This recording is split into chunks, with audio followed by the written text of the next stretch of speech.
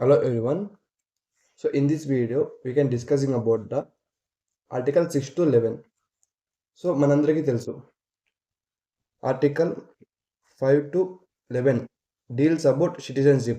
This comes under the part 2 of the Indian Constitution.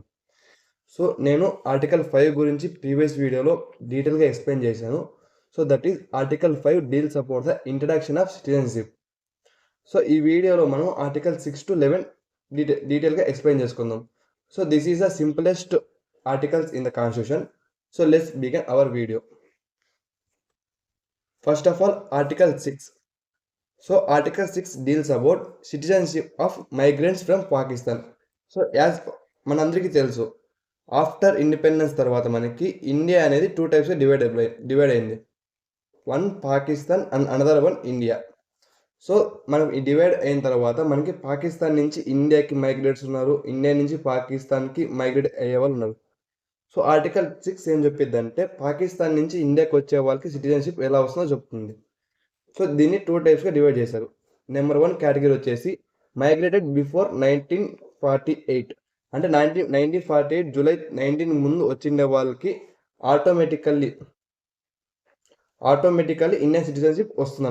అదే part 2 ఏం చెప్పిద్దంటే migrated and after 19 July 1948 తర్వాత వచ్చే వాళ్ళు సో నీడ్ రిజిస్ట్రేషన్ అనమాట. రిజిస్ట్రేషన్ చేసుకొని వాళ్ళు సిటిజన్షిప్ని అక్వైర్ చేసుకుంటారు.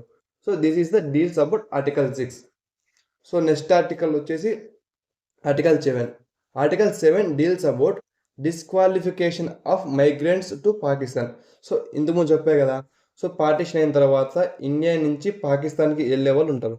సో ఇండియా నుంచి పాకిస్తాన్కి వెళ్ళిపోతే వాళ్ళకి ఇండియాలో ఉన్నటువంటి సిటిజన్షిప్ క్యాన్సిల్ అయిపోయింది అనమాట, డిస్క్వాలిఫికేషన్ అయిపోయింది. సో ఇది ఆర్టికల్ 7 చెప్పిద్ది. That is if a person migrated from India to Pakistan after 1st March 1947, so he can disqualify the Indian citizenship అనమాట. తర్వాత ఈజ్ నాట్ టు అంటే ఇతను ఇండియన్ సిటిజన్గా కన్సిడర్ చేయరు అనమాట. సో ఇఫ్ ఎనీ ఛాన్స్ అతను మళ్ళీ ఇండియాకి తిరిగి వస్తే తనకి ఇండియా సిటిజన్షిప్ మళ్ళీ కావాలంటే సో ఈ సాటిస్ఫై ఆర్టికల్ 516. సో 516 పరంగా తను మళ్ళీ ఇండియన్ సిటిజన్షిప్ని అక్వైర్ చేసుకోవచ్చు అనమాట, లైక్ రిజిస్ట్రేషన్ ద్వారా. So this is the deals about article 7. Next article 8. So article 8 deals about citizenship of India living and abroad. So మనందరికీ తెలుసు బ్రిటిష్ రూల్. సో బ్రిటిష్ రూల్లో మనకి exploitation ఎక్కువ ఉంది. సో మన ఇండియన్స్ని ప్లాంటేషన్ వర్క్ ద్వారా and different types of work ద్వారా Britishers అనేవారు ఇండియన్స్ని ఫోర్స్ఫుల్గా అబ్రాడ్కి shift చేశారనమాట. So like working purpose and also Indians కూడా వాలంటరీగా అబ్రాడ్కి వెళ్ళారు, లైక్ ఎనీ ఎడ్యుకేషన్ పరంగా. So different types of professions వెళ్ళారు. సో అబ్రాడ్లో ఉండే వాళ్ళకి సిటిజన్షిప్ ఎలా అనేది ఆర్టికల్ 8 చెప్తుంది అనమాట. So article 8 deals about persons of Indian origin అంటే చిల్డ్రన్ యొక్క పేరెంట్స్ అనమాట, ఫాదర్ కానీ మదర్ కానీ ఇండియాలో పుట్టి ఉంటే. అండ్ తర్వాత living out side India, that is Africa, UK కంట్రీస్లో ఉన్న వాళ్ళకి ఎలా సిటిజన్షిప్ వస్తుందంటే సో సిటిజన్షిప్ త్రూ రిజిస్ట్రేషన్. వీళ్ళు రిజిస్ట్రేషన్ చేసుకొని ఇండియన్ సిటిజన్షిప్ని అక్వైర్ చేసుకోవచ్చు అనమాట. So this is deals about article 8. Next article 9. So article 9 deals about voluntary foreign citizenship, అంటే దట్ ఈస్ ఒక పర్సన్ వాలంటరీగా India country rather than India country కాకుండా another country like America, UK, so UK, Russia సిటిజన్షిప్ని ఆ person వాలంటరీగా ఆ యొక్క country citizenship acquire చేసుకుంటే ఈ ఆటోమేటికల్లీ లూజ్ ఇండియన్ సిటిజన్షిప్ అనమాట. So this is deals about article 9. So that is article 9 says if a person voluntary acquired citizenship of foreign country, so he ceases to the Indian citizen. So this is the article 9. Next article 10. Article 10 deals about continue of citizenship.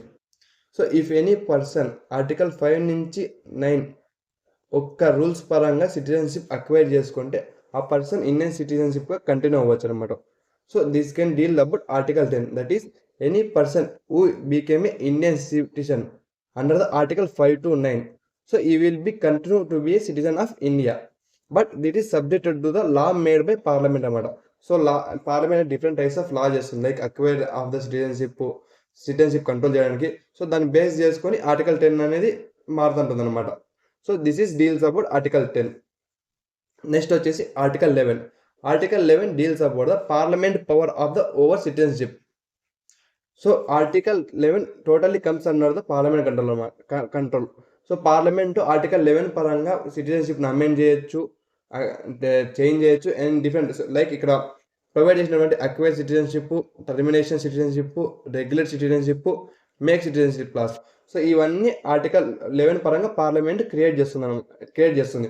For example తీసుకుంటే మనకి citizenship act 1955. So ఈ act based on the article 11 నుంచి చేయబడింది. So this is the article 11. So this video ఈ వీడియోలో మనము article 6 to 11 డీటెయిల్గా explain చేసుకున్నాం. ముందు వీడియోలో ఆర్టికల్ 5 గురించి ఎక్స్ప్లెయిన్ చేశాను. సో ఎవరైనా చూడకపోతే నేను డిస్క్రిప్షన్లో వీడియో ప్రొవైడ్ చేస్తాను, please watch. So next videos నుంచి మనం ఫండమెంటల్ రైట్స్ ఆర్టికల్స్ డీటెయిల్గా ఎక్స్ప్లెయిన్ చేసుకుందాం. సో నేను చెప్పే కంటెంట్ ఎవరికైనా యూజ్ అయితే please subscribe, share and like my channel. Thank you friends.